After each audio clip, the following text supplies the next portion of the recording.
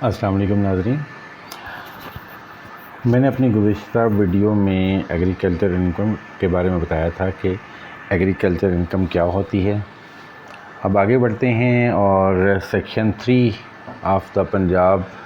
Agricultural income tax act 1997 کو دیکھتے ہیں۔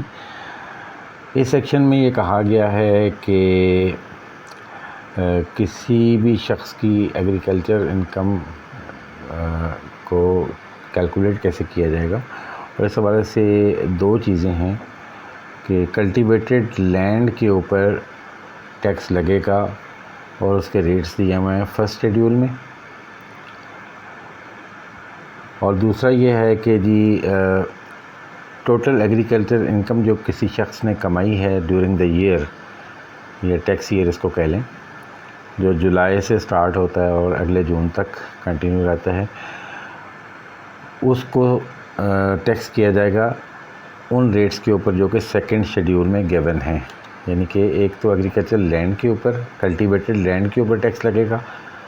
اور دوسرا یہ ہے کہ اس کی ایگریکلچر انکم کے اوپر ٹیکس لگے گا۔ تو اس طرح دو ٹیکسز ہوئے،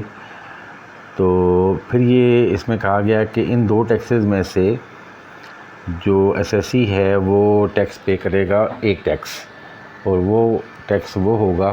جو کہ ان دونوں اماؤنٹس میں سے زیادہ ہوگا۔ یعنی اگر کلٹیویٹڈ لینڈ کے اوپر جو ٹیکس لگتا ہے وہ زیادہ ہے تو وہ پے کیا جائے گا، اور اگر ایگریکلچر انکم زیادہ ہے تو وہ اس کے اوپر ٹیکس کیلکولیٹ کیا جائے گا۔ یعنی کہ ان دونوں ٹیکسز میں سے جو ہائر ہوگا وہ ٹیکس ہوگا، وہ ایس ایس سی پہ ٹیکس لگے گا۔ فردر آگے دیکھتے ہیں جی،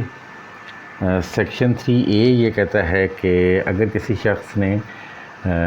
زمین کسی اپنی وائف یا کسی ہائر جو اس کا وارث ہے اس کے نام ٹرانسفر کر دی ہے اور اس کی عمر 18 سال سے کم ہے، تو وہ شخص جو ہے وہ تب بھی ٹیکس کیا جائے گا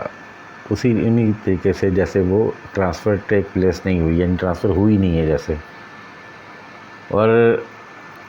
جو وارث ہے جب وہ 18 سال کی عمر حاصل کر لے گا، یعنی 18 سال کی اس کی عمر ہو جائے گی، تو یہ لائبلٹی اس کی ختم ہو جائے گی، اور پھر ٹیکس پے کرنے کی اس پورشن کا جو اس نے ٹرانسفر کیا ہے وہ اس ایڈلٹ کی ہو جائے گی جس کی عمر 18 سال ہو چکی ہے۔ اس سے پہلے ذمہ داری جو ہے وہ اسی شخص کی رہے گی۔ دین سیکشن 4 ہے، وہ کہتا ہے کہ ریٹرن کس نے فائل کرنی ہے۔ تو پہلی چیز تو یہ ہے کہ کوئی بھی شخص جو منیمم تھریش ہولڈ اس میں دیا ہوا ہے اس سے زیادہ جب بھی وہ انکم ارن کرے گا تو اس کو اپنے ریٹرن فائل کرنی ہے۔ یعنی ایسا شخص جو منیمم تھریش ہولڈ، اگلی ویڈیو میں آپ کو انشاءاللہ بتاؤں گا کہ ریٹس کیا ہیں، اس میں کتنی انکم ہے جس پر کوئی ٹیکس نہیں ہوتا اور اس کے بعد ٹیکس سٹارٹ ہوتا ہے، تو وہ والی جو انکم ہے جس پر ٹیکس نہیں عائد ہوتا، اس سے جو ہی اوپر وہ ارن کرے گا تو اس نے ٹیکس ریٹرن فائل کرنی ہے۔ اس کے علاوہ ایسا شخص جس کے پاس اریگیٹڈ لینڈ 50 ایکڑ ہے یا اس سے زیادہ، یا ان اریگیٹڈ لینڈ اس کی ہے اگر تو وہ 100 ایکڑ یا اس سے زیادہ ہے، تو اس کو ٹیکس ریٹرن فائل کرنا ہے۔ اگر کسی شخص کے پاس مکس لینڈ ہے، یعنی کچھ اریگیٹڈ ہے کچھ ان اریگیٹڈ ہے، تو اوورآل اس کو بھی اپنی ریٹرن فائل کرنی ہے اگر اس کی اریگیٹڈ لینڈ 50 ایکڑ سے زیادہ ہے، اور اس حوالے سے ایک اریگیٹڈ ایکڑ جو ہے وہ 2 ان اریگیٹڈ ایکڑ کے برابر سمجھا جائے گا۔ یعنی ایک شخص ہے جس کے پاس 40 ایکڑ ہیں اریگیٹڈ لینڈ کے اور 20 ایکڑ اس کے ہیں ان اریگیٹڈ کے، تو 20 جو ان اریگیٹڈ ایکڑز ہیں وہ 10 اریگیٹڈ ایکڑ لینڈ کے ایکول ہوں گے، اور اس طرح اس کی جو ٹوٹل اریگیٹڈ